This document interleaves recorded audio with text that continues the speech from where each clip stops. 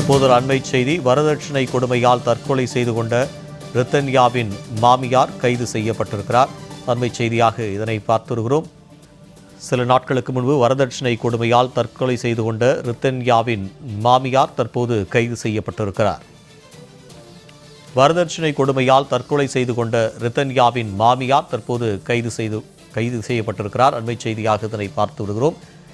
ஏற்கனவே ரித்தன்யாவின் கணவரும் மாமனாரும் கைது செய்யப்பட்டிருந்த நிலையில் தற்போது மாமியாரும் கைது செய்யப்பட்டிருக்கிறார். கூடுதல் விவரங்களை செய்தியாளர் விஜயன் வழங்க கேட்கலாம். விஜயன், விவரம்.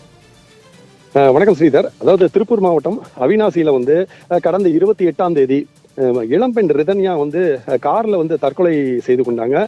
இந்த வழக்கு தொடர்பாக சேவூர் போலீசார் ஏற்கனவே இந்த வழக்கு குறித்து அந்த இது தொடர்புடையதாக கூறி கணவர் மற்றும் மாமனாரை போலீசார் கைது செய்யப்பட்டு திருப்பூர் சிறையில் அடைச்சிருக்கக்கூடிய நிலையில இன்னைக்கு மாமியார் சித்ரா தேவியை அவருடைய உடல்நிலை காரணமாக பைண்டிங் ஆர்டர் முறையில ஏற்கனவே போலீசார் விடுவித்திருந்தாங்க.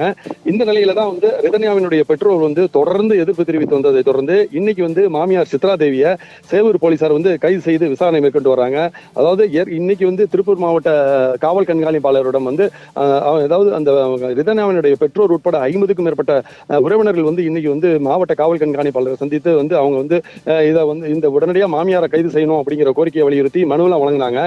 அதாவது கணவர் குடும்பத்தாருக்கு கண்டிப்பா தூக்கு தண்டனை விதிக்க வேண்டும், உடல்நிலை சரியில்லை என காரணம் காட்டி கைது செய்யாமல் இருப்பது ஏற்புடையதல்ல என அந்த ரிதன்யாவினுடைய தந்தை அண்ணாதுரை அவர்கள் மாவட்ட கண்காணிப்பாளரை சந்தித்த பின் செய்தியாளர்கள் தெரிவிச்சாங்க. இந்த நிலையே தற்போது மாமியார் சித்ரா தேவி கைது செய்யப்பட்டிருப்பது குறிப்பிடத்தக்கது.